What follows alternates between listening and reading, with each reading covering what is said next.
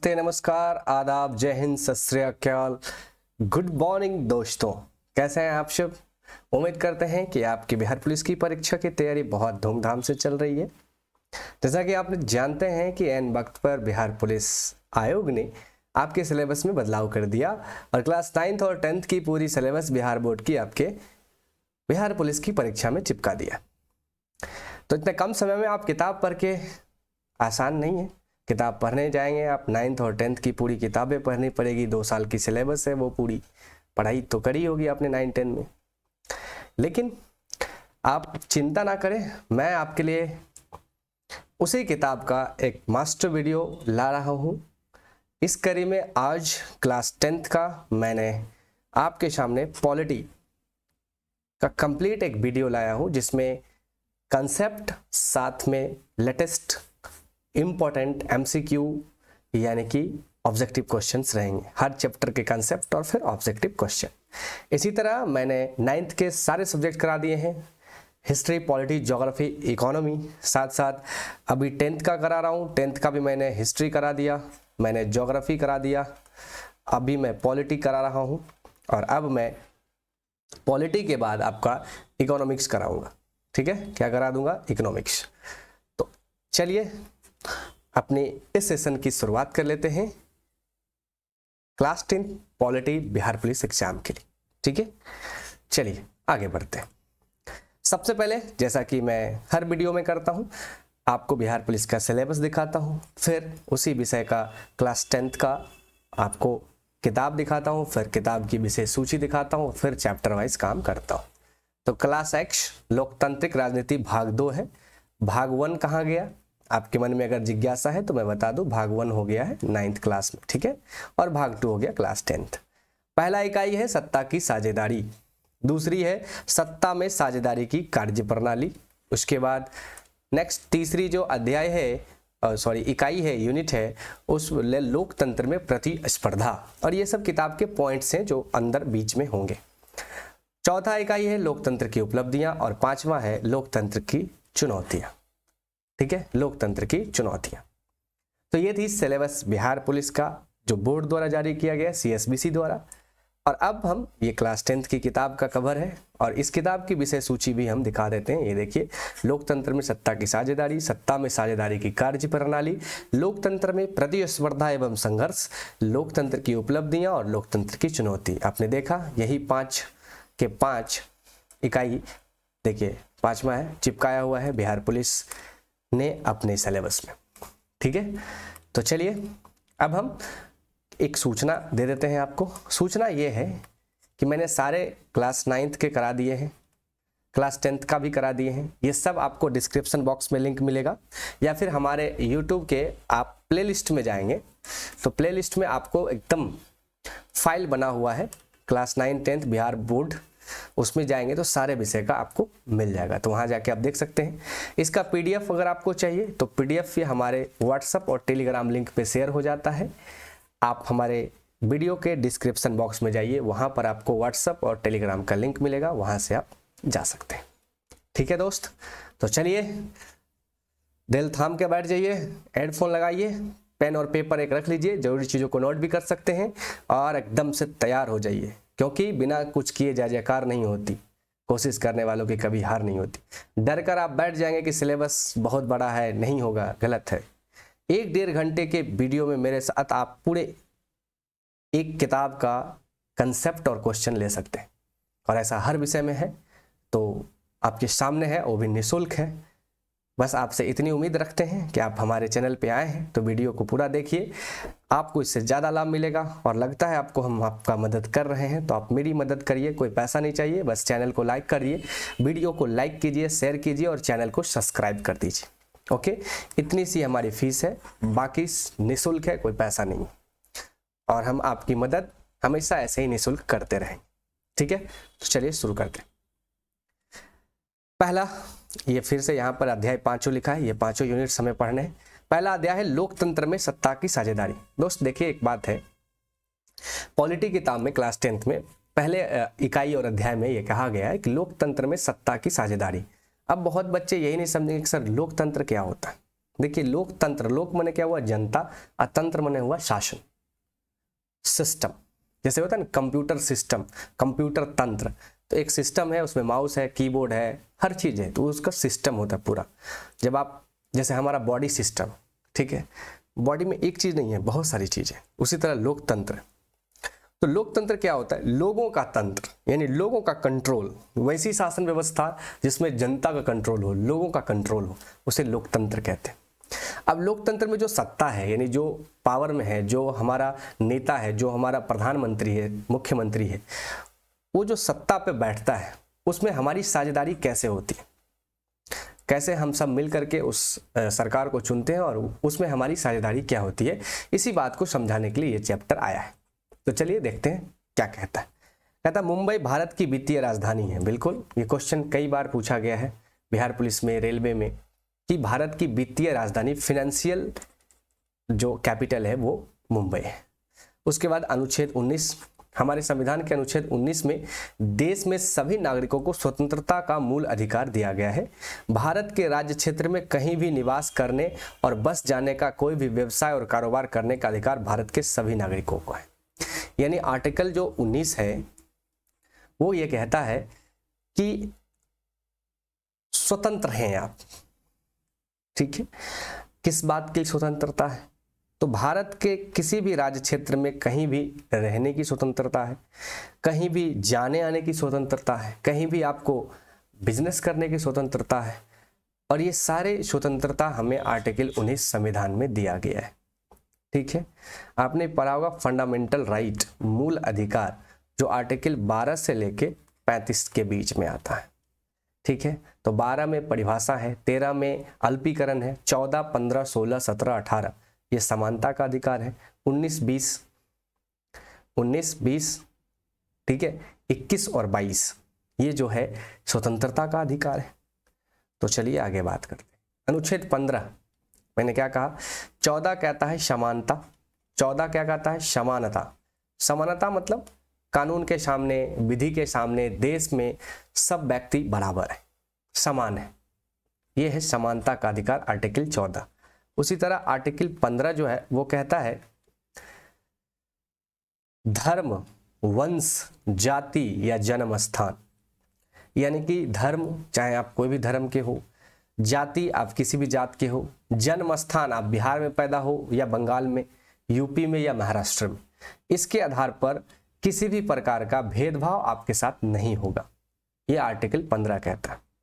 लेकिन ये आर्टिकल 15 कहता है, ये बहुत खूबसूरत बात है हमारे संविधान की, लेकिन आप देखिएगा आए दिन आपको घटना देखने को मिलती है कि महाराष्ट्र में बिहारी मजदूर को पीटा गया इसलिए कि वो बिहार के हैं, तमिलनाडु में बिहारी मजदूर को हाल ही में पीटा गया, ट्रेन में भाग भर के लोग आ रहे थे। तो कुल मिलाकर हमें छोटा मोटा घटना देखने को जरूर मिलता है। हमारा संविधान बहुत प्यारा है, लेकिन संविधान एट इज धरती पे उतरता नहीं है, अभी भी हम भेदभाव करते हैं। महाराष्ट्र के मराठी बोलने वाले लोग महाराष्ट्र के अब समझते हैं वो उनका है, जबकि बिहार से जो लोग जाते हैं उनका वो महाराष्ट्र नहीं समझते। भैया ये पूरा देश सब लोगों का है।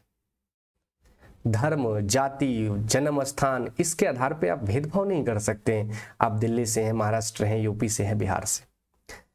बात समझ रहे हैं? कोई दिक्कत? 1970 के दशक में भारतीय समाज में दलितों के पीड़ा का मार्मिक व्याख्या महाराष्ट्र के कवि नामदेव ने किया था। महाराष्ट्र के कवि थे नामदेव, उन्होंने दलितों की पीड़ा का व्याख्या किया। उन्होंने अपनी किताब में कहा कि देखिए दलित जो लोग हैं, जिसे आप एससी कहते हैं, वो दलित होते हैं। दलितों के लिए, और एक एसटी होती है शेड्यूल ट्राइबल क्लास, आदिवासी जनजाति। दलितों का स्थिति बहुत खराब था देश में। दलितों को लोग नहीं समझते थे कि ये भी इंसान है। भीमराव अंबेडकर का नाम आपने सुना होगा, उनकी जीवन की कहानी भी आपने पढ़ा होगा कि उसे स्कूल में वैसे महान व्यक्ति को पढ़ने नहीं दिया जाता था, बेचारा खिड़की से पढ़ के पास की। और फिर उन्होंने जब संविधान बनाया तो संविधान में एससी को बहुत सारी छूटें दी, ठीक है। तो दलितों की स्थिति की व्याख्या नामदेव ने किया था। भारत में गरीबी रेखा का अनुमान पूरी तरह से सेवन किए जाने वाले भोजन की कैलोरी पर आधारित है, ये बात तो आप जानते ही हैं इकोनॉमिक्स में। और वो कैलोरी क्या है? एक व्यक्ति की गरीबी रेखा से ऊपर तभी माना जाएगा यदि उसके पास शहरी क्षेत्र में रहने पर 2100 कैलोरी और ग्रामीण क्षेत्र में रहने पर 2400 कैलोरी। ये बात हमने आपको इकोनॉमिक्स में भी बताया है। गरीबी रेखा की गणना 5 वर्ष में होती है। तो आप कहेंगे कि गरीबी रेखा से लोकतंत्र में क्या लेना देना है। यदि आप गरीब हैं तो सबसे बड़ा दिक्कत जीवन में यही है कि आप गरीब हैं। फिर आप जिस जात के हैं, धर्म के हैं, कोई पूछने वाला नहीं। गरीब पैदा हुए आप, ये एक महज इत्तेफाक था, लेकिन गरीब ही मरे ये गलत बात है। मेहनत कीजिए।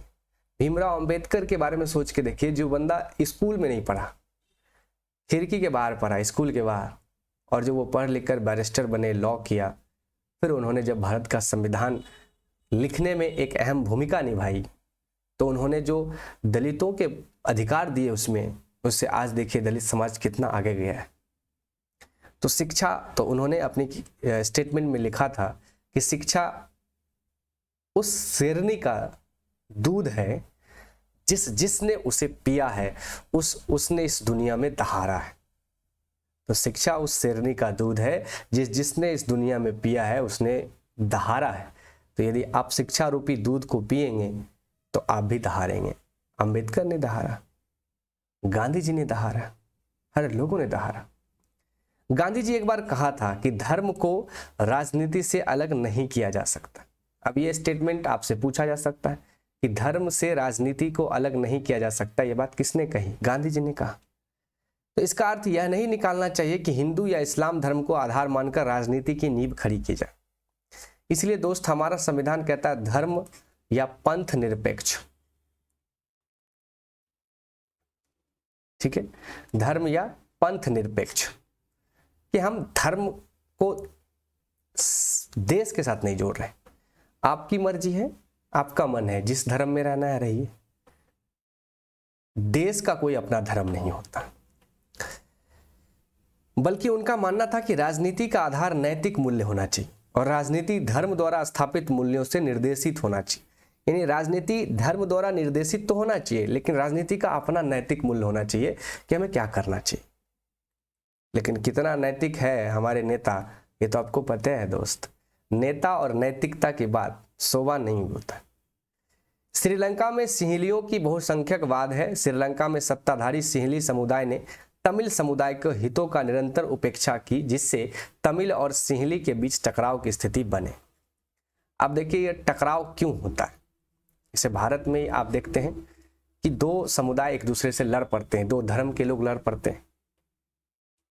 रीजन है कि जब सत्ता में, यानी कि जैसे कभी आप देखेंगे कि सत्ता यानी कि कुर्सी पर प्राइम मिनिस्टर किसी खास धर्म को मानने वाला या किसी खास धर्म को पोषित करने वाला व्यक्ति बन जाए, तो जो दूसरा धर्म है वो धर्म खतरा में पड़ जाएगा। तो वो धर्म अपने आप को असहज महसूस करेगा, जिस वजह से उस धर्म के लोगों का वो सत्ताधारी व्यक्ति के सहयोग देने वाले धर्म के लोगों के साथ क्या होने लगेगा? टकराव होने लगेगा, जिसे ही संप्रदायवाद कहते हैं। सांप्रदायिक दंगे होते हैं भारत में भी, आप देखें कई बार हिंदू मुस्लिम के बीच दंगे हो जाते हैं, कभी पर्व त्योहार के मौके पर या कभी ऐसे भी। तो ये क्यों होता है? क्योंकि सत्ता की जो साझेदारी है, वो जो बहुसंख्यक है, जिसकी संख्या ज़्यादा है वही पूंग जाए, यही वाला कहानी है। लोकतंत्र में एक ये चीज होती है कि जिसकी संख्या ज़्यादा है वो सत्ता में आता है, तो जिसकी संख्या ज़्यादा है वही पूंग जाए, ऐसी कहानी हो जाती है। तो जिसके कारण जो सेकेंड समुदाय बचता है, जिसकी सत्ता में साझेदारी नहीं होती है, कम होती है, वो अपने आप को असहज महसूस करता है, जिसके कारण दोनों में टकराव होने लगती है। भारत में शासन धर्मनिरपेक्ष मॉडल चुना गया। यही कारण है कि भारत में शासन धर्मनिरपेक्ष रखा गया, क्योंकि आप शासन का कोई धर्म नहीं होगा, भारत देश का कोई धर्म नहीं होगा, भारत के लोगों का धर्म होगा। लोग फ्री कर दिया गया कि आप जिस भी धर्म में जाना चाहते हैं, जो धर्म मानते हैं, ये आपकी व्यक्तिगत राय है, व्यक्तिगत चॉइस है। सरकार कभी आपसे पूछती है कि आप हिंदू धर्म में क्यों हैं, आप इस्लाम धर्म में क्यों जा रहे हैं, इस्लाम से हिंदू में क्यों आ रहे हैं? ये आपका पर्सनल चॉइस है, आप किसी भी जाति धर्म में रहिए। जब सरकार का, यानी भारत का, हमारे देश का, हमारे संविधान का कोई अपना धर्म ही नहीं है, तो वो क्यों आपको प्रमोट करेगी? आपकी मर्जी है, जिस धर्म में रहना चाहते रहे। और धर्म वगैरह कोई चीज़ होता भी नहीं है मेरे ख्याल से। मैं जितना समझदार हूँ या जितना बेवकूफ़ हूँ, या जितनी मुझे समझ है, मुझे इतना ही पता है कि धर्म जो होती है वो पालन पोषण करने का या परवरिश करने का एक सिस्टम है। आपसे मैं एक सवाल पूछता हूँ, एक 2 साल का बच्चा अगर किसी इस्लाम को मानने वाले घर में पला बढ़ेगा तो बड़ा होकर अल्लाह करेगा, वो अपने ईश्वर को अल्लाह ही समझेगा वो, क्योंकि उसकी परवरिश अल्लाह जैसे बंदे को मानने वाले में हुए हैं।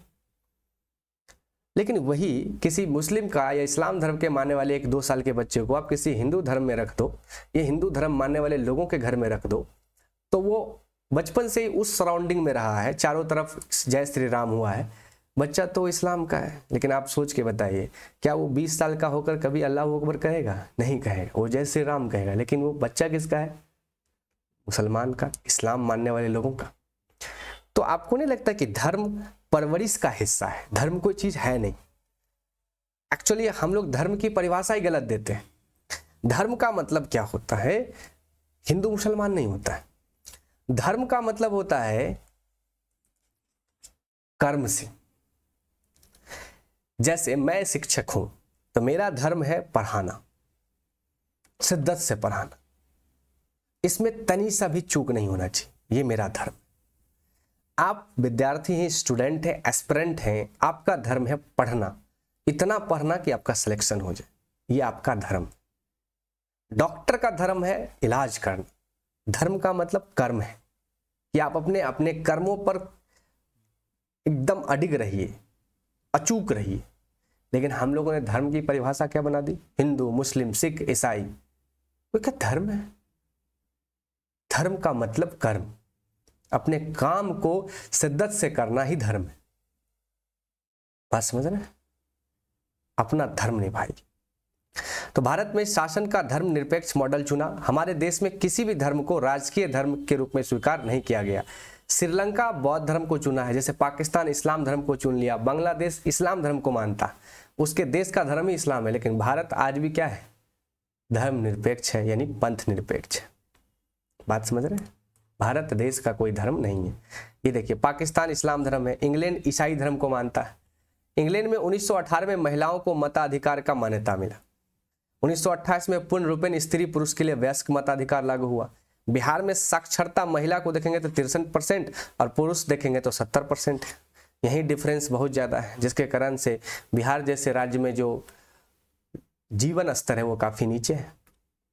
17वीं लोकसभा चुनाव में महिलाओं के प्रतिशत पद 14.3%। वहीं कुल सदस्य की बात करें तो 78 महिला व 17 सदस्य लोकसभा में चुनाव।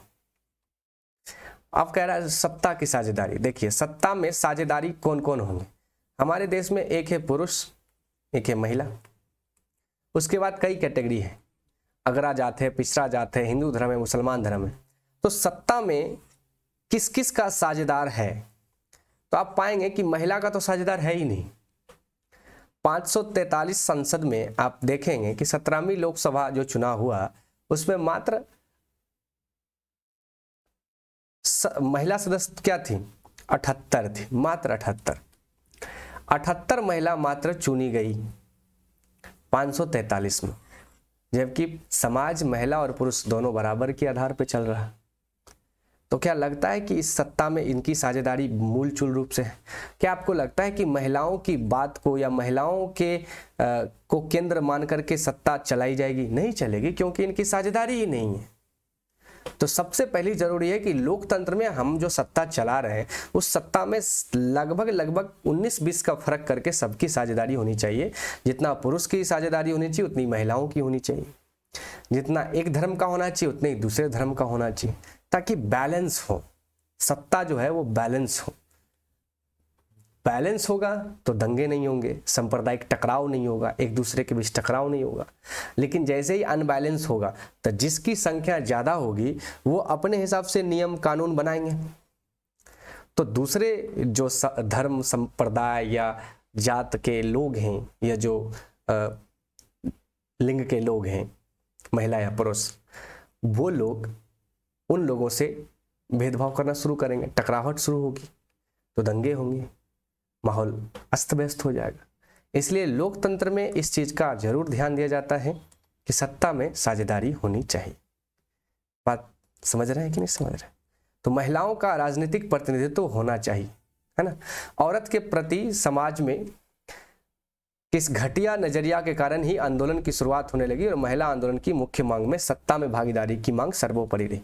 देखिए, जब तक महिला शासन सिस्टम में नहीं आएगी तो उसके जैसे मान लीजिए किसी महिला के साथ अनियमित रूप से बलात्कार, रेप्स हो जाते हैं, तो पुरुष उस दर्द को नहीं समझ सकता जो दर्द महिला झेल जाती।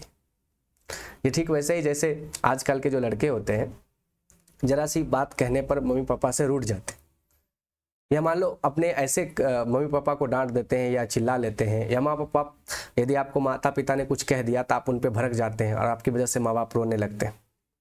आपको पता है कि जब माँ बच्चे को जन्म देती है तो कितना दर्द से गुजरती है, उस दर्द से बड़ा दुनिया में कोई दर्द ही नहीं।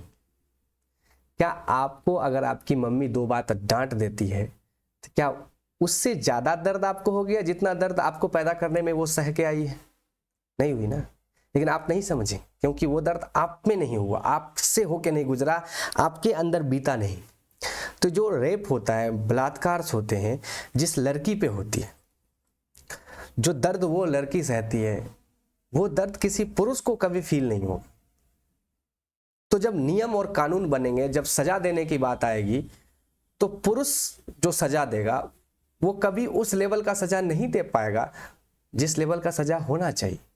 इसलिए सत्ता में यदि महिलाएं होगी, महिलाओं का साझेदार ज्यादा रहेगा, तो महिलाएं वो कानून, वो नियम, वो सजा बना देगी जो उस दर्द के काबिल हो। बात समझ रहे हैं मैं क्या कर रहा हूं? बहुत गंभीर बात है। इसलिए सत्ता की जो साझेदारी है उसमें स्त्री और पुरुष का बराबर हक होना चाहिए। लेकिन पहले ऐसा नहीं था, पहले महिला को वोट देने का अधिकार नहीं था दोस्तों। बात समझ रहे? एक बहुत अच्छे विद्वान थे विक्टर ह्यूगो ने इस संदर्भ में लिखा। क्या लिखा है तो देखते हैं। उन्होंने 4 लाइन लिखी। पुरुषों के पास दृष्टि होती है, दृष्टि मतलब देखना, और स्त्रियों के पास अंतर्दृष्टि होती, इसलिए वो चीजों को अपेक्षाकृत अधिक दूर तक देख सकती है। मतलब इन्होंने कहा कि जो पुरुष के पास है वो दृष्टि है और स्त्रियों के पास अंतर्दृष्टि है। इसका मतलब पुरुषों से ज्यादा गहराई से स्त्रियां देख सकती है। बात भी सही है। एक पुरुष किसी स्त्री को देख के ये नहीं पता लगा सकता है कि उसकी क्या इच्छाएं हैं, क्या अपेक्षाएं हैं, लेकिन एक स्त्री किसी पुरुष को देख करके उसकी नजरों से, उसके हाव भाव से ये समझ सकती है कि उस पुरुष की क्या इच्छाएं हैं और वो पुरुष क्या चाहता है। तो वाकई में स्त्रियों का जो चिंतन मनन है वो काफी गहरा है। लेकिन सत्ता की बात करेंगे, शासन की बात करेंगे, तो वहां पुरुष ही सर्वोपरि है, स्त्रियां नग्न है। स्त्रियां वहां है ही नहीं, थोड़ी बहुत मात्रा में है भी तो बस है। इसलिए सत्ता में, लोकतंत्र जहां शासन है वहां की सत्ता में साझेदारी लगभग सभी वर्गों की, सभी धर्मों की, सभी लिंगों की होनी चाहिए। Yes not? यस। तो चलिए लेते हैं सवाल। उम्मीद करते हैं कि सत्ता की साझेदारी की बात को आप समझ गए होंगे। छोटा सा चैप्टर था। अब लेते हैं क्वेश्चन। भारत में कहां औरतों के लिए आरक्षण की व्यवस्था है? तो भारत में औरतों के लिए आरक्षण की व्यवस्था, इस अब जो ये क्वेश्चन है अपडेट होगा तो लोकसभा में 33% हो गई है, विधानसभा में है ही, पंचायती राज में 50% है। खास करके बिहार में पंचायती राज में 50% है कि पंचायत में जब मुखिया, सरपंच, पंचायत समिति, वार्ड पंच, इस सब का चुनाव होता है तो 50% सीट पर महिलाएं और 50% सीट पर पुरुष लड़ते हैं। बिहार में अगर जॉब में बात करेंगे तो देखिए, जॉब में बिहार सरकार ने 35% आरक्षण दिया है लड़कियों को। इस बार देखिएगा 1275 दरोगा का रिजल्ट आया है, जिसमें लगभग 400 कुछ यानी लगभग अराउंड 500 लड़कियों का जॉब हुआ है, क्योंकि 35% सीट तो उसी के लिए आरक्षित है। कितना भी कर लेंगे, 100 सीट होगी तो 35 सीट पे तो लड़कियां ही जाएगी। हाल ही में बिहार में टीचर की बहाली आ रही है, जिसको टीआरई बोलते हैं, टीचर रिक्रूटमेंट एग्जामिनेशन। इसमें 1 to 5 का जो टीचर बनेगी उसमें 50% आरक्षण है महिलाओं को। बेस्ट कैरियर है, 100 सीट आएगा तो 50 को महिला जाएगी, इससे ज्यादा क्या ले सकते हैं? अभी लड़कियों के पास वो समय है, वो अपॉर्चुनिटी है कि इस समय वो अपनी साझेदारी बढ़ा सकती है, चाहे वो सत्ता हो या फिर शासन व्यवस्था हो या फिर सिस्टम हो, सिस्टम में अपनी भागीदारी निभा सकती है। 50% आरक्षण है, 35% आरक्षण है, पंचायती राज में 50% आरक्षण है। तो इसका सही जवाब है पंचायती राज। और इस बार 2024 में तो मोदी सरकार ने लोकसभा में भी दे ही दिया है, ठीक है। तो यदि आपसे पूछे तो लोकसभा भी आंसर होगा और इसका पंचायती राज। तो पंचायती राज में पहले मिला, इसलिए आंसर सही ये होगा, ठीक है। सॉरी, दूसरा क्वेश्चन लिए नहीं दोस्त, दूसरा क्वेश्चन ले लेते हैं, इसको मिटा देते हैं। समझ आ रहा है बात? नहीं समझ आ रहा है?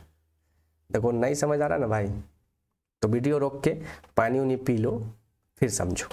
सांप्रदायिक राजनीति आधारित होती है, धर्म पर होती है। संप्रदाय क्या होता है? किसी एक धर्म को मानने वाले लोग किसी दूसरे धर्म के मानने वाले लोग के साथ टकराने लगते हैं। इससे अक्सर आपने देखा है हिंदू और मुस्लिम में झगड़े हो जाते हैं अक्सर भारत में, तो उसे कहते हैं सांप्रदायिक लड़ाई, सांप्रदायिक दंगे, इस तरह की बातें होती है, मीडिया में चलती है, ठीक है। आगे बढ़ते हैं, चलिए। अंतर्राष्ट्रीय महिला दिवस किस तिथि को मनाई जाती है? 8 मार्च को। महिला दिवस तो हम मनाते हैं, लेकिन हम महिलाओं को सम्मान नहीं देते। भारत वो देश है जहां महिलाओं को देवी की दर्जा दी गई है, और वही भारत देश है जहां महिलाओं के साथ इतने रेप और मर्डर्स और बलात्कार की घटनाएं भी होती। तो जिसको देवी का दर्जा हमने दिया, उसी के साथ हम इस तरह का व्यवहार भी दिखाते हैं। भारत वो देश है जहां नदियों को देवी का दर्जा दिया गया, लेकिन सबसे गंदी नदी भारत में ही है।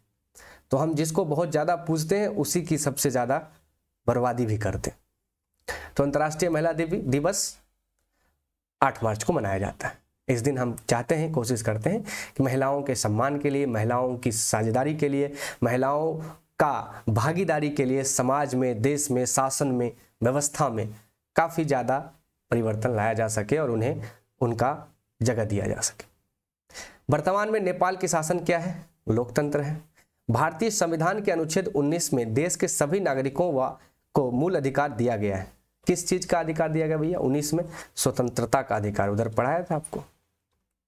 निम्नलिखित व्यक्तियों में कौन लोकतंत्र में रंग विरोधी थे?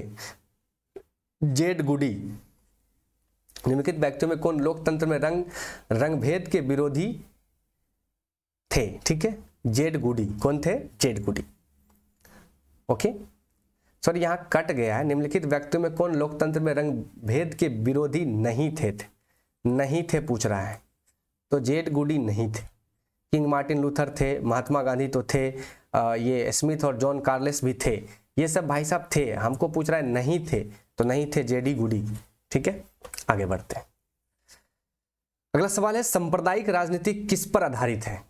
एक धर्म दूसरे से श्रेष्ठ है, विभिन्न धर्मों के लोग सम्मान नागरिक के रूप में खुशी खुशी साथ रहते हैं, एक धर्म के अनुयायी एक समुदाय बनाते, एक धार्मिक समूह का प्रभुत्व बाकी सभी धर्मों पर कायम रहने में शासन की शक्ति का प्रयोग नहीं किया जा सकता। बात समझ रहे हैं? तो सांप्रदायिक राजनीति किस पर आधारित है ये कहता है। सांप्रदायिक राजनीति जो है वो इसी पर आधारित है कि एक धार्मिक समूह का प्रभुत्व बाकी सभी धर्मों पर कायम रहने में शासन की शक्ति का प्रयोग नहीं किया जा सकता। ये सांप्रदायिक राजनीति इस पर आधारित है। बात समझ रहे हैं? आगे बढ़ते हैं। जब हम लैंगिक विभाजन की बात करते हैं तो हमारा क्या मतलब होता है, क्या अभिप्राय होता है? स्त्री और पुरुष के बीच जैविक अंतर, स्त्री द्वारा समाज द्वारा स्त्रियों और पुरुष की दी गई असमान भूमिकाएं, लोकतांत्रिक व्यवस्था में महिलाओं को मतदान का अधिकार न मिलना, बालक और बालिकाओं की संख्या का अनुपात। तो ये सब गलत बात है, ये सही है। जब हम लैंगिक विभाजन की बात करते हैं तो बस दो ही बात करते हैं, स्त्री और पुरुष के बीच का जैविक अंतर है। स्त्री और पुरुष में जैविक अंतर है, एक मेल और एक फीमेल, ठीक है। जैविक यानी कि बायोलॉजिकल अंतर है, ठीक है। बायोलॉजिकल अंतर के वजह से थोड़ी फिजिकल अंतर आ जाती है, लेकिन मेंटल्स अंतर कभी नहीं है। मैं पूरी जिम्मेदारी के साथ ये बात कह सकता हूँ कि लड़के लड़कियों से लड़कियां जो है लड़कों से बिल्कुल कम नहीं है। किस मायने में कम नहीं है? तो दिमागी मायने में। अब आप कहेंगे सर क्या बात करते हैं आप, लोग तो कहते हैं लड़कियों के दिमाग घुटने में होते हैं। भाई गलत बात है। देखिए मैं बता रहा हूँ, ईमानदारी से आप लोग भी सोच के देखिए किसी भी मामले पे बाइस्ड मत होइए, इसका पक्ष उपसा पक्ष नहीं लीजिए, बीच बात सोचिए दोनों तरीके से, तार्किक रूप से सोचिए कि क्या जिस तरह का लालन पालन लड़कों का होता है, बॉयज का, आप ईमानदारी से बताएं लड़की का होता है? ईमानदारी से नहीं होता। लड़कों के लिए बचपन से ही बाहर निकलना नॉर्मल होता है। लड़का 6-7 साल 8 साल का है, गांव में किसी मैदान में खेल रहा है, कोई दिक्कत नहीं। लड़कियां खेलती है 6-7 साल तक, तो लड़कियां भी खेलती है। जैसे जैसे लड़कियां बड़ी होती है उसको घर में बंद कर दिया जाता है, और लड़के जैसे जैसे बड़े होते हैं तो उसे बाहर धकेला जाता है।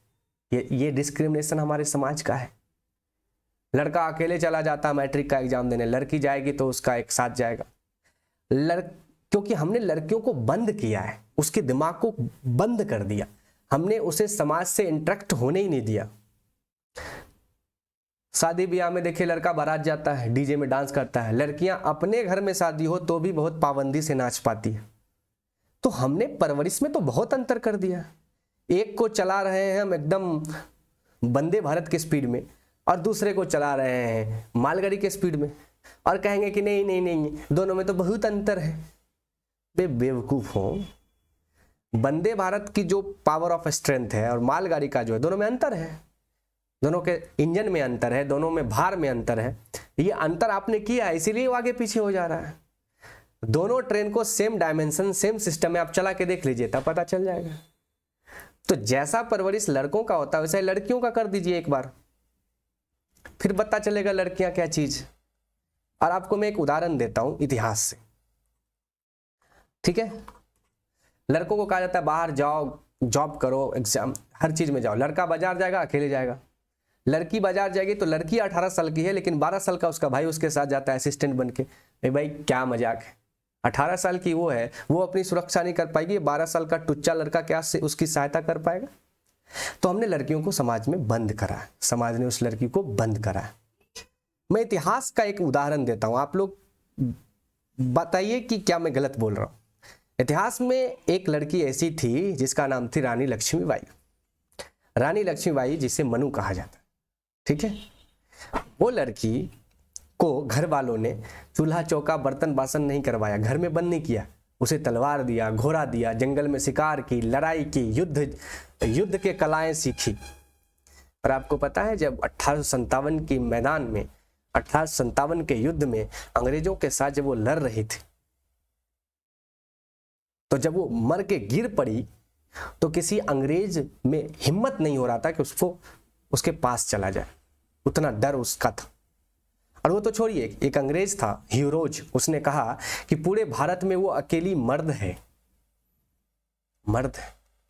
तो इतिहास में हमने एक लड़की को लड़कों जैसा प्लेटफॉर्म दिया तो वो कितनों का छक्का छोड़ा दी। अगर भारत में, बिहार में हर लड़की को लड़कों वाला प्लेटफॉर्म मिले, यानी जो प्लेटफॉर्म लड़कों को मिल रहा है वो लड़कियों का मिले, तो आपको लगता है कि लड़की पीछे रह जाएगी? नहीं रहेगी। तब आप कह पाएंगे कि लड़कियों का दिमाग घुटनों में है? नहीं कह, ईमानदारी से सोच के बताइए, नहीं है ऐसा। हमने परवरिश में ही दो मर्ज कर दिया, लड़का केबीएस में पढ़ रहा है, लड़कियां सरकारी स्कूल में पढ़ रही है। कहां से होगा भाई? लड़का ग्रेजुएशन के बाद पटना, दिल्ली, इलाहाबाद जाता है पढ़ने, लड़कियां नहीं जाती है, वो घर में ही पढ़ती है। तो लड़का यूपीएससी निकालेगा, लड़की थोड़ी निकाल पाएगी। यही बात है। तो हमने भेदभाव किया परवरिश में, और फिर हम कहते हैं लड़कियां नहीं है।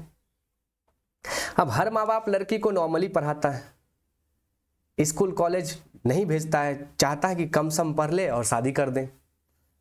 अब जब हर परिवार, हर माँ बाप यही सोचेगा, तो जब आप लड़का की शादी करेंगे तो उसके साथ जो लड़की आएगी वो भी तो ऐसे ही आएगी, जिसका डेवलपमेंट नहीं हुआ है, सामाजिक और बौद्धिक विकास नहीं हुआ है। और फिर जब वो लड़की आएगी घर में, वो ठीक से नहीं समझ पाएगी सामाजिकता को, तो फिर हम कहेंगे कि कैसी लड़की है आजकल की, घर नहीं संभलता है। फिर इस घर की लड़की उस घर में जाएगी, वहां उससे नहीं संभल रहा है। किसी और के घर की लड़की इस घर आई है, वो यहाँ नहीं संभल रहा है, क्योंकि हमने लड़कियों का विकास होने ही नहीं दिया। बात समझ में आ रही है? तो कहावत है ना कि अगर बेटी को मारोगे तो बहू कहाँ से पाओगे। ठीक उसी तरह यदि बेटी को नहीं पढ़ाओगे तो बहू समझदार कैसे आएगी? यदि बेटी को आप समझदार नहीं बनाएंगे तो फिर बहू समझदार कहाँ से आएगी? बात समझ रहे? ज्यादा बात कर लिए, चलिए वापस अपने टॉपिक पे लौटते हैं। सत्ता में साझेदारी सही है क्योंकि यह विविधताओं को अपने में समेट लेती है, यही सही ऑप्शन है। ठीक है, आगे बढ़ते हैं। भारतीय संविधान के बारे में इनमें से कौन सा कथन सही है? सही है पूछ रहा है, या धर्म के आधार पर भेदभाव को मनाही करता है? यही तो सही है। ठीक है, किसी धार्मिक समुदाय में सभी नागरिक के किसी धार्मिक समुदाय में सभी नागरिकों को बराबरी का अधिकार देता है। धार्मिक समुदाय में क्यों देगा? यह धर्म के आधार पर भेदभाव नहीं करता है, यही बात सबसे सही है। आप कोई भी धर्म को मानते हैं, हमारा संविधान आपके साथ भेदभाव नहीं करेगा। सामाजिक विभाजन को संभालने के संदर्भ में इनमें से कौन सा बयान लोकतांत्रिक व्यवस्था पर लागू नहीं होता है? कहता नहीं होता। लोकतंत्र में राजनीतिक प्रतिद्वंदता के चलते सामाजिक विभाजन की छाया राजनीति पर भी पड़ती है। लोकतंत्र के विभिन्न समुदाय के लिए शांतिपूर्ण ढंग से अपनी शिकायतें जाहिर करना संभव है। लोकतंत्र सामाजिक विभाजन को हल करने का सबसे अच्छा तरीका है। लोकतंत्र सामाजिक विभाजन के आधार पर समाज को विखंडन की ओर ले जाता है। बेज यार, कहता है कौन सा बयान लोकतांत्रिक व्यवस्था लागू? ये गलत, ये निगेटिव पूछ रहा है दोस्त, तो निगेटिव आंसर यही है हमारा, बाकी सब पॉजिटिव। आगे बढ़ते हैं। भारतीय संविधान के अनुसार भारतवर्ष को घोषित किया गया है, क्या घोषित किया गया? हिंदू राज, धर्म सापेक्ष राज, धर्मनिरपेक्ष राज। धर्मनिरपेक्ष राज डी। सत्ता की साझेदारी की आधिकारिक आवश्यकता कहां पड़ती है? ठीक है, तो सत्ता की साझेदारी का अधिक आवश्यकता कहां पड़ती है? प्रत्येक लोकतांत्रिक राज्य में, क्षेत्रीय विभाजन वाले राज्य में, क्षेत्रीय विभाजन वाले छोटे राज्य में, जाति, भाषा, क्षेत्र, संप्रदाय के आधार पर बटे हुए समाज में, यहां ज्यादा पड़ता है। Option D. आगे बढ़ते हैं। लोकतांत्रिक शासन व्यवस्था में सत्ता की साझेदारी के सिद्धांत का पालन करते हुए किस बात पर विशेष बल दिया जाता है? तो लोकतांत्रिक शासन व्यवस्था में सत्ता की साझेदारी के सिद्धांत पर पालन करते हुए किस बात पर विशेष बल दिया जाता है? तो सत्ता की साझेदारी में अधिक लोग को शामिल करने पर, सत्ता की साझेदारी में कम नहीं, विशेष नहीं, शिक्षित नहीं। ये option A is the correct answer. चलिए आगे बढ़ते हैं। गांधी जी ने बारे में क्या कहा था? धर्म को राजनीति से अलग नहीं किया जा सकता, ये गांधी जी ने कहा था। आगे बढ़िए। अब आते हैं अध्याय 2। 5 को तो अध्याय है दोस्त, काहे तनाव लेते हैं? पानी पी लीजिए तनी। पहला अध्याय हो गया, हम भी ले लेते हैं थोड़ा पानी का बोतल। आप लोग भी पानी पीजिए, तनाव मत लीजिए यार, तैयारी तो हो जाएगा। जब तक तोड़ेंगे नहीं तब तक छोड़ेंगे नहीं।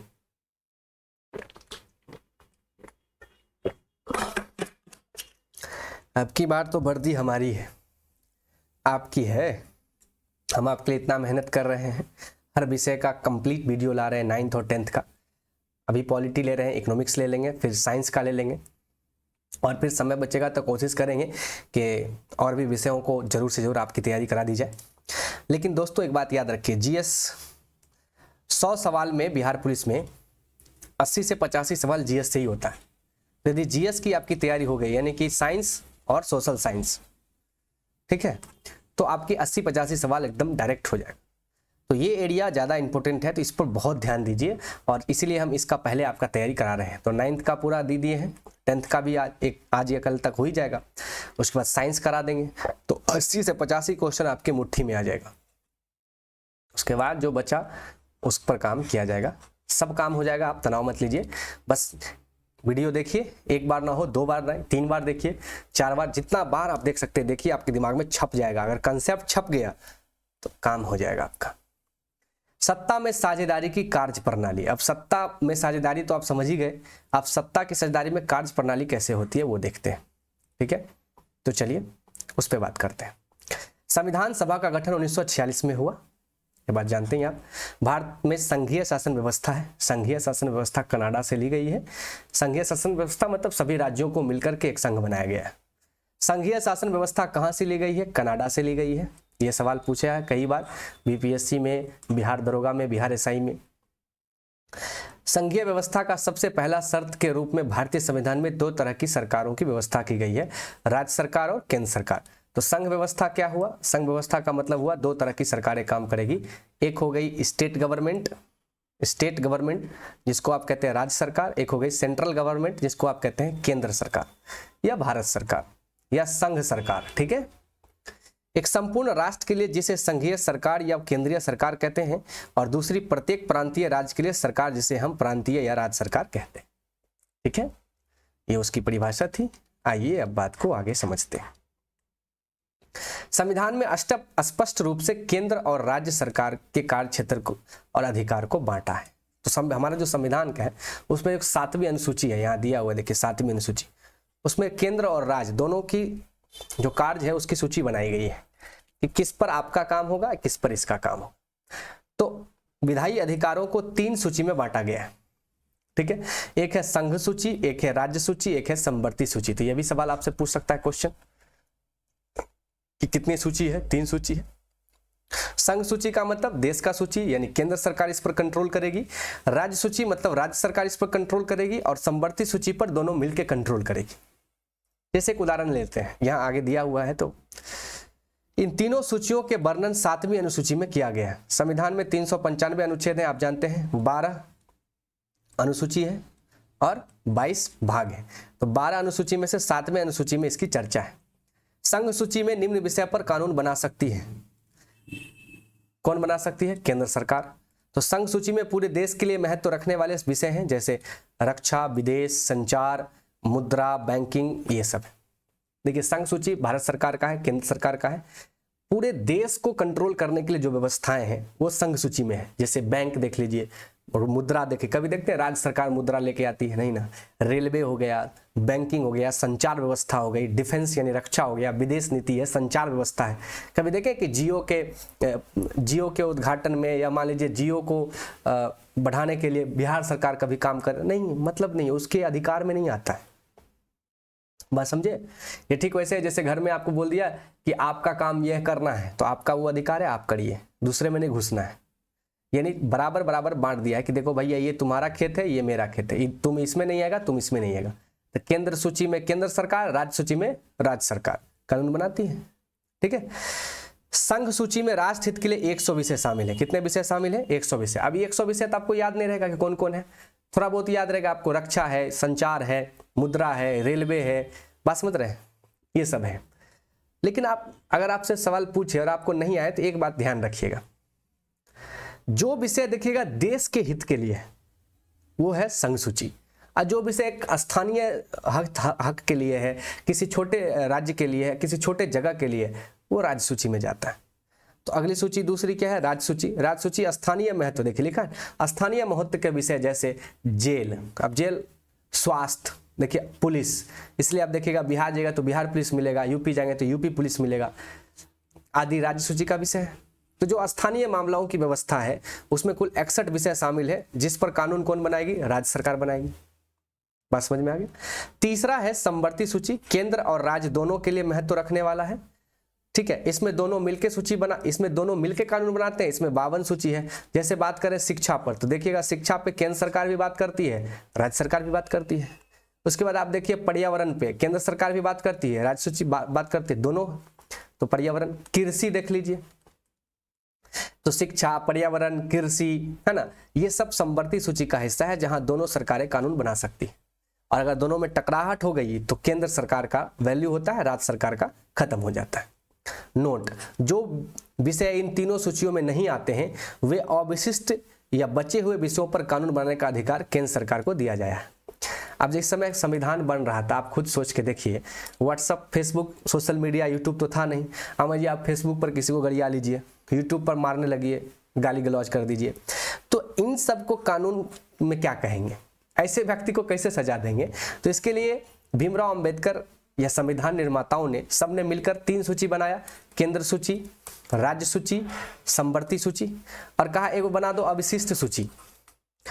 और ये खाली था, एकदम सादा। कहा जैसे जैसे देश आगे बढ़ेगा तो जब जब जरूरत होगा तो इसमें लिख लेगा, और इस पर कंट्रोल रहेगा केंद्र सरकार का। जैसे परमाणु ऊर्जा पहले नहीं था, अब इसमें आ गया अविशिष्ट सूची में, इसलिए परमाणु कंट्रोल कौन करती है? भारत सरकार। जैसे देखिए, आप देखिए आ जाता है क्या आजकल, क्या है? AI, आर्टिफिशियल इंटेलिजेंस, ये सोशल मीडिया। बात समझ रहे? कभी देखें सोशल मीडिया पर बैन लगाएगी बिहार सरकार? नहीं लगाएगी, और विशेष सूची का हिस्सा है, और इस पर कंट्रोल किसका है? भारत सरकार का, यानी कि केंद्र सरकार का। बात समझ रहे? साइबर क्राइम ले लीजिए, सबसे ज्वलंत मुद्दा है। आपने किसी को ठग लिया, किसी के बैंक से पैसे उड़ा दिए, ये सब मामला पहले नहीं था ना, जिस समय संविधान बना, अब है। इसलिए कहते हैं अविशिष्ट सूची। और इस सूची में जो चीज है, जैसे AI है, सोशल मीडिया है, ऑनलाइन मार्केटिंग है, साइबर क्राइम है, ये सब भारत सरकार यानी केंद्र सरकार के कंट्रोल में आता है। आगे बढ़े, आगे बढ़िए चैप्टर में। केंद्र शासित प्रदेश कितने हैं? 8 हैं। आपको पता ही है, दिल्ली, अंडमान निकोबार, चंडीगढ़, दादरा और नगर हवेली, दमन द्वीप और जम्मू और कश्मीर, लद्दाख, लक्षद्वीप और पुदुचेरी, ये कुल 8 क्या है, यूटीज हैं। वैसा क्षेत्र जो मेन भूभाग से कटा हुआ हो, जिसकी आबादी कम हो, जो विशेष जनसंख्या या विशेष धर्म या समुदाय को बताता हो, जिसकी ज़्यादा से ज़्यादा जनसंख्या नहीं हो, जहां चुनाव नहीं करा सकते हैं, वैसे क्षेत्र को यूटीज बनाया जाता है और यूटीज का कंट्रोल राष्ट्रपति यानी भारत सरकार करता है। भारतीय संविधान को कठोर बनाया गया है ताकि केंद्र और राज्य के बीच अधिकारों से एवं राज्यों की सहमति के बिना फेरबदल नहीं किया जा सकता है। ऐसे किसी भी बदलाव को संसद के दोनों सदनों द्वारा 2/3 बहुमत से स्वीकृति मिलना आवश्यक है। अब अगर भारत सरकार चाहे कि कोई चेंज करना है तो संसद के 2 सदन हैं, लोकसभा और राज्यसभा, उससे उसको पास कराना जरूरी होगा। इसलिए राज्यसभा में राज्यों के प्रतिनिधि बैठते हैं और लोकसभा में डायरेक्ट जनता द्वारा चुने प्रतिनिधि बैठते हैं। सोवियत संघ का विघटन 1991 में हुआ। इसमें 15 देश शामिल थे। सोवियत संघ में साम्यवादी सरकार थी। सोवियत संघ के विघटन के कारण इसने उज्बेकिस्तान तथा अन्य विभिन्न भाषा संस्कृति वाले क्षेत्रों की आकांक्षाओं, हितों की अनदेखी तथा उन पर रूसी अधिपत्य के प्रयत्न को बढ़ावा दिया। संघ अपने सबसे बड़े गणराज्य रूस की भाषा एवं संस्कृति उन पर थोप रहे थे। सत्ता की साझेदारी में रूसी नागरिक की प्रधानता थी और यही सब कारण से सोवियत रूस विघटन हुआ। देखिए यहाँ आपको ये सिखा रहा है कि जब भी आप अपना सिस्टम किसी पर थोपते हैं तो ये जाहिर सी बात है कि अगला आदमी आपसे टूट जाएगा। बात समझ रहे हैं? यही बात सिखा रहा है कि जो रूस है, रूस क्या किया, रूस में रूसी भाषा, रूसी नागरिक बहुत ज्यादा थे, रूसी भाषा और संस्कृत को मानने वाले लोग ज्यादा थे और उज्बेकिस्तान में इस्लाम धर्म को मानने वाले लोग ज्यादा थे।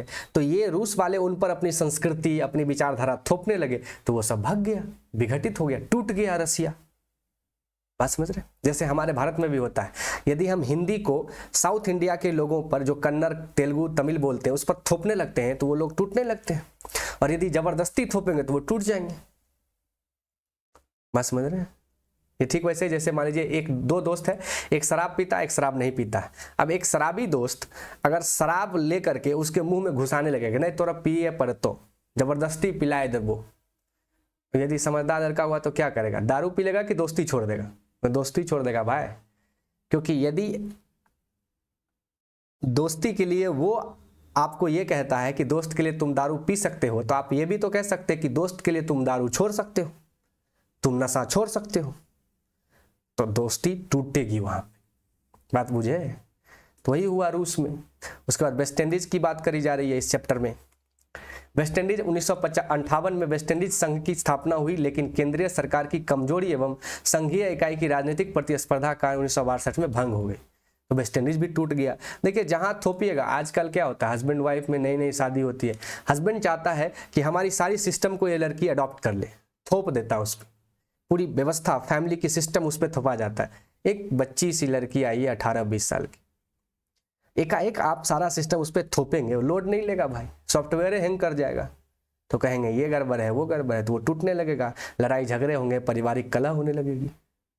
होती है कि नहीं होता? धीरे धीरे उसको सिस्टम की तरह लाना जरूरी होता है।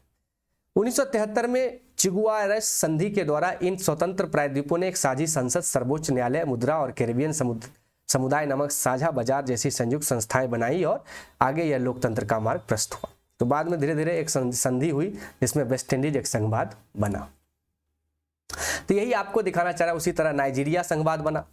तो 3-4 देश का एग्जाम्पल लेके वो ये बताना चाह रहा है, किताब आपको समझाना चाह रहा है कि देखिए लोकतंत्र में सत्ता की साझेदारी की जो कार्य प्रणाली है वो तभी संभव हो पाएगी जब आप किसी पर अपनी व्यवस्था को थोपेंगे नहीं। इसका मतलब उसका भी सम्मान करेंगे, आप अपना भी देंगे, मिला के चलेंगे, 19-20 का फर्क रख के चलेंगे। ये नहीं कि आप 20 हैं और अगला को 10 रखिएगा, नहीं चलेगा, 19-20 चलेगा। बात समझ रहे हैं? उसके बाद ये आएगा भारत पे। तो भारत की शासन व्यवस्था एवं लोकतांत्रिक स्वरूप सत्ता के विकेंद्रीकरण पर आधारित है।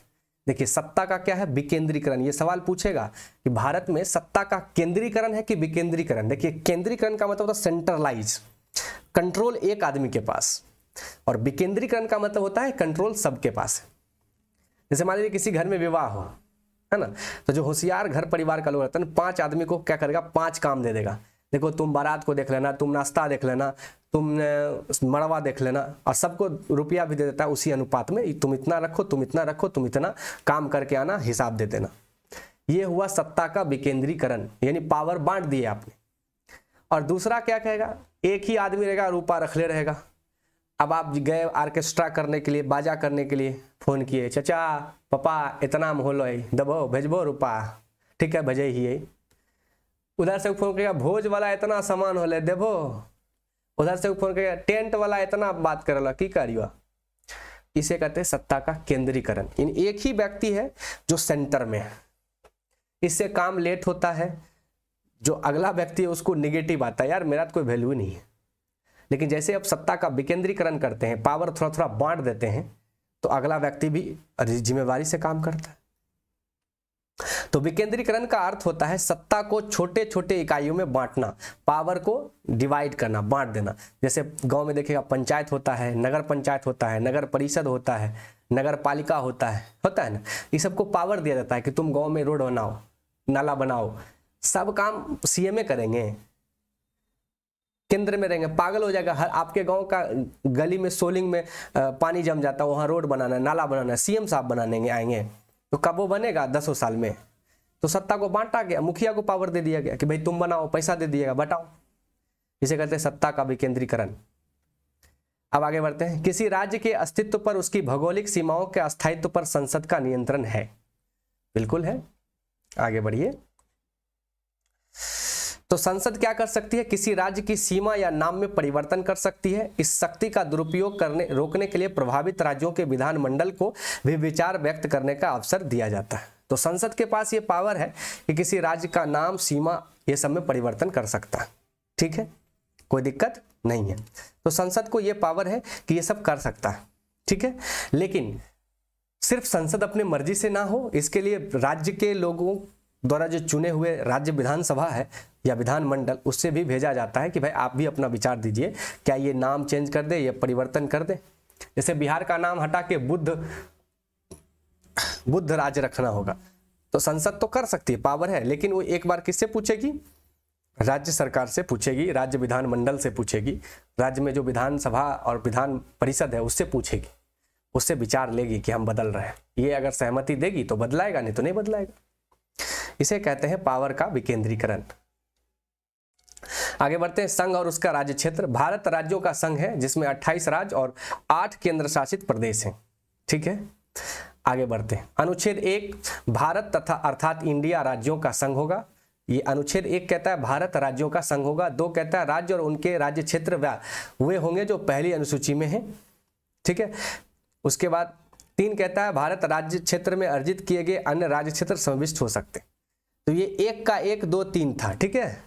तो आर्टिकल, हमारा जो संविधान है उसका भाग पहला संघ और उसके राज्य क्षेत्र का आर्टिकल 1 कहता है कि भारत राज्यों का संघ है।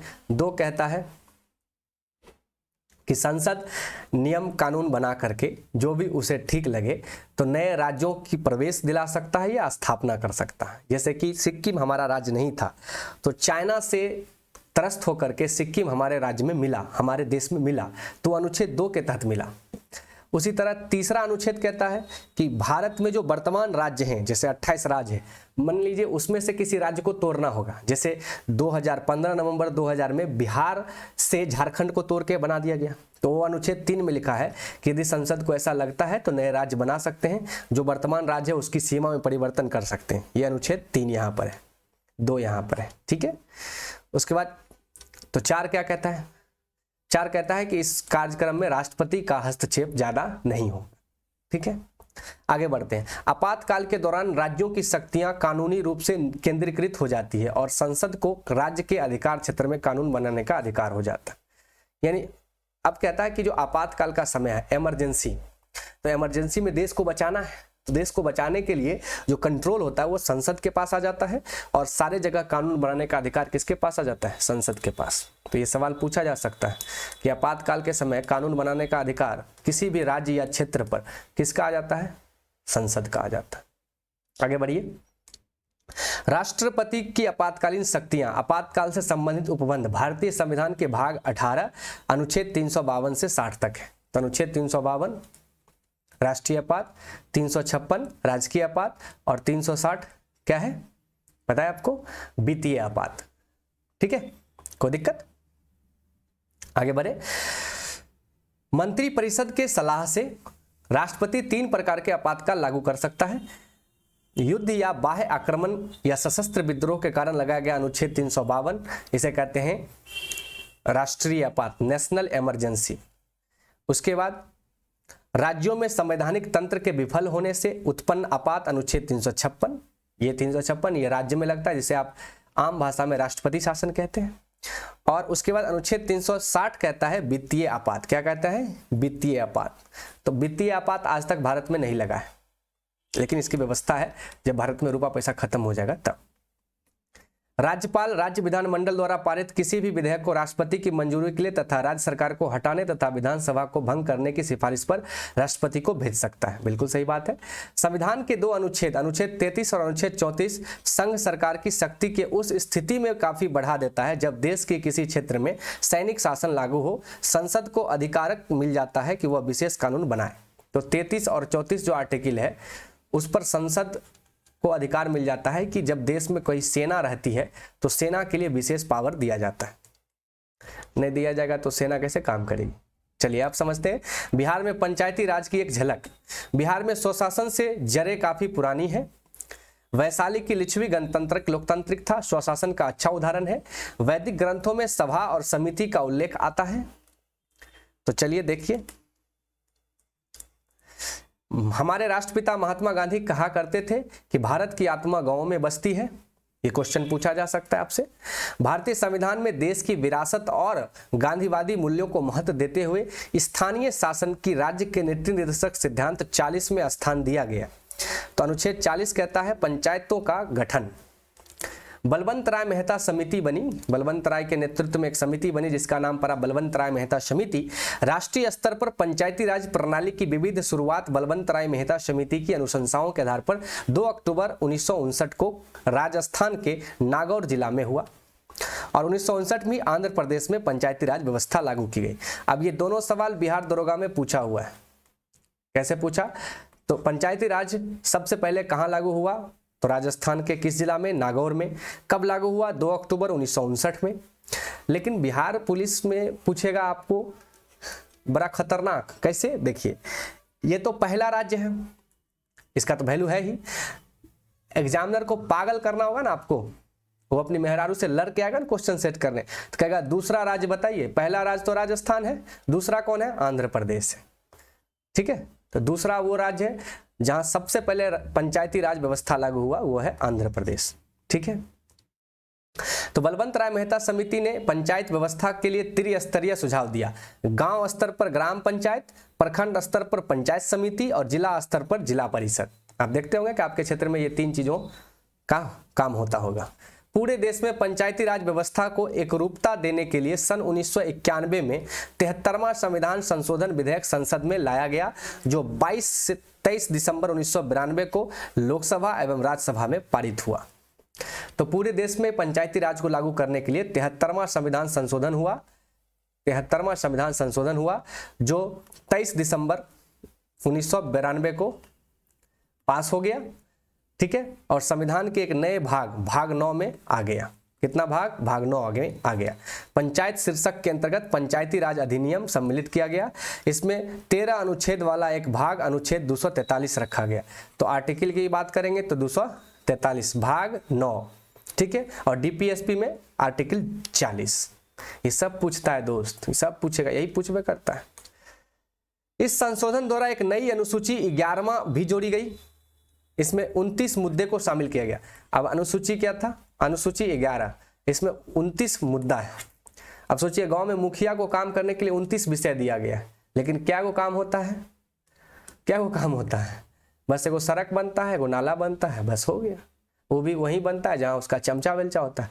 29 विषय पे एक मुखिया काम करेगा। मैं दावा करता हूं कि बिहार का 100 में से 5 गो मुखिया होगा जिसको ये 29 विषय पता होगा, है ना। कभी चर्चा करेंगे, ये सब मुद्दा अलग है, आपके एग्जाम से हटके है, राजनीति से प्रेरित है। बिहार में पंचायती राज का स्वरूप त्रिस्तरीय है। पहला ग्राम पंचायत, पंचायत समिति, जिला परिषद। ग्राम पंचायत राज्य सरकार के 7000 की औसत आबादी की ग्राम पंचायत की स्थापना होती है। यानी एगो पंचायत है, आप जिस गांव में रहते हैं उसमें 4-5 गांव मिलकर एगो पंचायत होगा। उस पंचायत की आबादी 7000 होना चाहिए। कितना होना चाहिए? 7000। एक पंचायत क्षेत्र लगभग 500 की आबादी को वार्ड की स्थापना का आधार मानती है, जिसकी सामान्यता 15 से 16 हो सकती है। ठीक है, अब देखिएगा आपका जो गांव होगा उसमें कोई वार्ड होंगे, है ना। तो देखिए ध्यान से समझिए, ये सब चीज बहुत बहुत बेहतरीन चीज है। वार्ड से शुरू होता है, एक गांव में 1 या 2 वार्ड होता है। तो मान लीजिए आपका वो गांव है वार्ड नंबर 5, इसमें जनसंख्या होना चाहिए 500 प्लस। ठीक है, उसी तरह वार्ड नंबर 6 में 500 होगा। इसी तरह कुल मिला के 10 या 12 गो वार्ड है किसी गांव में और 7000 टोटल आबादी है, तो उसको एक पंचायत का दर्जा दिया जाएगा कि आप एक पंचायत है। बात समझ में आ गई, पंचायत कैसे बना। ठीक, अब ग्राम पंचायत में कौन कौन आदमी होते हैं, तो ग्राम पंचायत का प्रधान मुखिया होता है और उसकी सहायता के लिए उप मुखिया होता है। तो जो वार्ड सदस्य बनता है ना, वही उप मुखिया एगो चुन लेता है। हर पंचायत में सरकार की ओर से एक पंचायत सेवक नियुक्त होते हैं जो सचिव की भूमिका निभाते हैं। ठीक है, सरकार की ओर से प्रत्येक ग्राम पंचायत में SC ST OBC और BC आदि के लिए जनसंख्या के आधार पर जगह आरक्षित किया जाता है, तो आरक्षण भी उसमें दिया जाता है। आगे बढ़ते हैं। बिहार पंचायती राज अधिनियम 2006 बना। ये क्वेश्चन पूछा हुआ है कि बिहार पंचायती राज अधिनियम कब बना, तो 2006 के तहत महिलाओं के लिए संपूर्ण सीटों में आधा अर्थात 50% आरक्षण की व्यवस्था की गई। तो बिहार में देखिएगा मुखिया के चुनाव में आधा आधी सीट पर महिला लड़ती है। मुखिया एवं उप मुखिया अपने पद से स्वयं हट सकते हैं या हटाए जा सकते हैं। स्वेच्छा से हटाने के लिए उन्हें जिला पंचायती राज पदाधिकारी को त्यागपत्र देना पड़ेगा। DPRO इसको बोलते हैं, DPRO। क्वेश्चन पूछेगा कि मुखिया जी अगर अपना त्याग पत्र देना चाहे तो किसको देंगे, तो इन्हें DM आप BDO मार दीजिएगा, DPRO मारिएगा, डिस्ट्रिक्ट पंचायती राज ऑफिसर। देखिए यहाँ है ना, जिला पंचायती राज पदाधिकारी। ये आप लोग बोतल है ना, कुछ मार देते हैं, ध्यान से मारिएगा, DPRO। गर्मी बहुत है, प्यास लग जाता है। चलिए आगे बढ़े, चलिए आगे बढ़ते हैं। यदि ग्राम पंचायत के सदस्य 2/3 बहुमत से उप मुखिया के विरुद्ध अविश्वास प्रस्ताव पारित करे तो उप मुखिया अपने पद से हटाए जा सकते हैं। तो मुखिया हो या उप मुखिया, अगर ग्राम पंचायत 2/3 बहुमत 2/3 से प्रस्ताव पारित कर दे कि मुखिया चुतिया है, तो उप मुखिया को हटाया जा सकता है, उप मुखिया को भी हटाया जा सकता है। अब देखिए ग्राम पंचायत के क्या क्या काम है। पंचायत क्षेत्र का विकास के लिए वार्षिक योजना बनाना, बजट बनाना, प्राकृतिक विपदा में लोगों की सहायता करना, सार्वजनिक संपत्ति से अतिक्रमण हटाना, स्वच्छ श्रमिकों को संगठित करना, सामुदायिक कार्य एवं स्वैच्छिक कार्य करना। अब ग्राम पंचायत को पैसा कहाँ से आता है, तो कर स्रोत, होल्डिंग टैक्स, व्यवसाय टैक्स, व्यापार टैक्स, पेशा टैक्स और नियोजन टैक्स, फीस और रेंट, वाहनों का निबंधन, तीर्थ स्थान, हाट मेला, ये सब, शौचालय मूत्रालय आदि बनवाएगा और उस पर रुपया वसूलेगा, 5-5 रुपया दीजिए जाइए। और वित्तीय अनुदान कौन देती है, राज्य वित्त आयोग की अनुशंसा पर राज्य सरकार द्वारा पंचायतों को संचित निधि से अनुदान भी मिलता है, 5 करोड़ मिलता है वो मुखिया को 5 साल में खर्च करने के लिए। उसके बाद ये सब टैक्स लेकर के भी मुखिया खर्च कर सकता है, लेकिन जनरली गाँव में ये सब टैक्स नहीं लेता है मुखिया, मारने लगेगा गाँव वाला कि हम टैक्स देंगे तोरा। तो सरकार जो पैसा देती है उसी 5 करोड़ में तो मुखिया 2 करोड़ का काम करता है, 3 करोड़ घर ले जाता है। जानबे करते होंगे आप लोग, नहीं जानते हैं जी, पढ़ लीजिए, नहीं जानते हैं तो जान जाइएगा। ग्राम पंचायत के प्रमुख अंग कौन है, तो ग्राम सभा है, यह पंचायत की व्यवस्थापिका है, सभा है। ग्राम पंचायत में रहने वाले सभी वयस्क स्त्री पुरुष जो 18 वर्ष से अधिक उम्र के हैं ग्राम पंचायत के सदस्य होंगे। यानी एक गांव में ग्राम पंचायत का सब सदस्य होता है। ग्राम सभा की बैठक वर्ष भर में कम से कम 4 बार होती है, लेकिन 1 बार नहीं करता है मुखिया, बस खाली नियम में बना है। मुखिया ग्राम सभा की बैठक बुलाएगा और इसकी अध्यक्षता करेगा, यानी पूरे गांव में जितने लोग 18 से ऊपर होंगे ना, वो सबको बुलाएगा, उसके साथ बैठक करेगा, गांव की समस्याओं पर चर्चा करेगा। ग्राम रक्षा दल बनाएगा, गांव में रक्षा करने के लिए गांव की पुलिस व्यवस्था होती है जिसे ग्राम रक्षा दल कहते हैं। 18 से 30 साल का युवा वर्ग को उसमें शामिल किया जाता है, उसी में एगो नेता बन जाता है जिसे दलपति कहते हैं, और इसके ऊपर गाँव की रक्षा की जिम्मेदारी होती है। कभी है ये सब बना आपके गाँव में, ये सब किताबें में शोभ रहा है, नहीं तो संविधान में शोभ रहा है, गांव में नहीं बना कभी। उसके बाद आते हैं ग्राम कचहरी। ग्राम पंचायत की अदालत ग्राम कचहरी होती है जिसे न्यायिक कार्य दिया गया है, ये न्याय वाला काम करता है जो सरपंच साहब करते हैं। बिहार में ग्राम पंचायत की कार्यपालिका और न्यायपालिका एक दूसरे से अलग रखा जाता है। प्रत्येक ग्राम पंचायत में एक ग्राम कचहरी स्थापित होती है जिसमें प्रत्यक्ष निर्वाचित एक सरपंच तथा प्रत्येक 500 की आबादी के हिसाब से एक पंच होता है। जैसे वहां होता है मुखिया और वार्ड, वैसे होता है पंच और सरपंच। बात बुझे? इनका भी कार्यकाल 5 वर्ष का होता है। सारे पंच मिलकर एगो उप सरपंच चुन लेता है और सरपंच अगर चला गया बेटी के ब्याह में, ठीक है, या कहीं घूमने, तो उप सरपंच साहब पंचायती करेंगे। सरपंच ग्राम कचहरी का प्रभारी होगा। ग्राम कचहरी को दीवानी एवं फौजदारी दोनों क्षेत्रों का अधिकार, 10,000 तक जुर्माना मामले की सुनवाई। सरपंच सभी प्रकार के अधिकतम 10,000 तक के मामले की सुनवाई कर सकता है। ग्राम कचहरी में एक न्याय मित्र और एक न्याय सचिव भी होता है जो सरकार बहाल करती है। न्याय मित्र एवं न्याय सचिवों के पदों को निर्माण बिहार सरकार द्वारा किया जाता है। न्याय मित्र सरपंच के कार्यों में सहयोग देता है, जबकि न्याय सचिव ग्राम कचहरी के कार्यों में कागज का रखरखाव करता है। तो अब आप समझ गए सरपंच और मुखिया का दोनों का काम अलग अलग है। सरपंच साहब न्याय वाला काम देखते हैं, कपार फोड़ के चल जाइएगा, पंचायत कर देंगे। मुखिया जी रोड सड़क नाला ये सब बनवाएंगे। तो भूल करके भी सरपंच साहब को नहीं कहिएगा कि हमारा चापाकल नहीं मिला, भाई उनका काम नहीं है। लेकिन गाँव में लोग उनको कहने लगता है। गाँव के लोग भोला भाला होता है, कुछ पते नहीं रहता है। आप लोग पढ़िए, समझदार बनिए, अपने हक और अधिकार को जानिएगा। पंचायत समिति पंचायत राज व्यवस्था का दूसरा मध्य स्तर है। वास्तव में यह ग्राम पंचायत और जिला परिषद की कड़ी होती है। तो पंचायत समिति है वो कड़ी है किसका? ग्राम पंचायत और जिला परिषद की। बिहार में 5,000 की आबादी पर पंचायत समिति का सदस्य चुना जाता है। इसके अतिरिक्त पंचायत समिति क्षेत्र के अंदर आने वाले समिति के प्रमुख का चुनाव अप्रत्यक्ष रूप से किया जाता है। ग्राम पंचायत समिति का प्रधान अधिकारी होता है। प्रमुख पंचायत समिति का प्रधान अधिकारी होता है, ब्लॉक प्रमुख होता है। वह समिति की बैठक बुलाता है और अध्यक्षता करता है। प्रमुख पंचायत समिति के कार्यों की जांच पड़ताल करता है और विकास पदाधिकारी पर नियंत्रण रखता है। यानी कि बीडीओ को कंट्रोल रखने के लिए ब्लॉक में एक प्रखंड प्रमुख होता है। प्रखंड प्रमुख कौन होता है? तो जो पंचायत समिति बनता है ना, उसी में से जो जीता है वो सब मिलके वो अपना प्रमुख चुनता है और प्रमुख ब्लॉक में बैठता है और बीडीओ को देख रेख करता है कि बीडीओ गांव समाज में विकास कर रहा है कि लूट रहा है। बात बुझे? चलिए आगे बढ़िए। प्रखंड विकास पदाधिकारी पंचायत समिति का पदेन सचिव होता है। वह प्रमुख के आदेश पर पंचायत समिति की बैठक बुलाता है। वह पंचायत समिति के निर्णयों को क्रियान्वित करता है तथा उसे कोष से धन खर्च करता है। वह पंचायतों का निरीक्षण करता है और अन्य महत्वपूर्ण कार्यों का संपादन करता है। पंचायत समिति के कार्य। पंचायत समिति सभी ग्राम पंचायत की वार्षिक योजनाओं पर विचार विमर्श करती है तथा समेकित योजनाओं को जिला परिषद में प्रस्तुत करती है। यानी कि यह एक परामर्श समिति है। परामर्श समिति है। क्वेश्चन पूछा हुआ है निम्नलिखित में कौन परामर्श समिति है? तो पंचायत समिति। अब आते हैं जिला परिषद। ग्राम पंचायत, पंचायत समिति, जिला परिषद, तीन ही होता है। बिहार में जिला परिषद पंचायती राज व्यवस्था का तीसरा स्तर है। 50,000 की आबादी पर जिला परिषद का एक सदस्य चुना जाता है। जिला परिषद के क्षेत्राधिकार के अंतर्गत जिला के सभी पंचायत समिति आती है। जिला परिषद का कार्यकाल भी 5 साल का होता है। सबका कार्यकाल 5 साल का होता है। ठीक है, अब आगे बढ़िए। जिला के सभी पंचायत समिति के प्रमुख इसके सदस्य होते हैं। सभी पंचायत समिति का जो प्रमुख होगा जिला में वो सब उसका सदस्य होगा। प्रत्येक जिला परिषद का एक अध्यक्ष एवं एक उपाध्यक्ष होगा। उनका निर्वाचन जिला परिषद के सदस्य अपने सदस्यों के बीच से पंचायती राज व्यवस्था को सुदृढ़ और शक्तिशाली बनाने के लिए करती है। तो जितना भी जिला परिषद जीता है उसमें से अपने में से एक अध्यक्ष चुन लेगा, एक उपाध्यक्ष चुन लेगा। ठीक है। प्रत्येक 5 वर्ष के अवसान पर पंचायतों की वित्तीय स्थिति का पुनरावलोकन करने हेतु राज्य वित्त आयोग का गठन किया जाता है।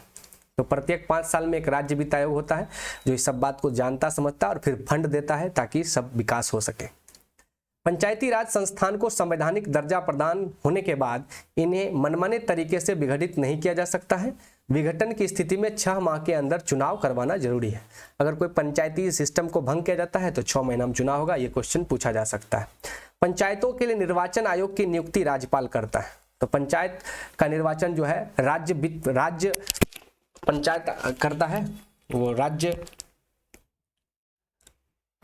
राज्य निर्वाचन आयोग जो है वो करते हैं और उसकी नियुक्ति राज्यपाल करते हैं। ठीक है।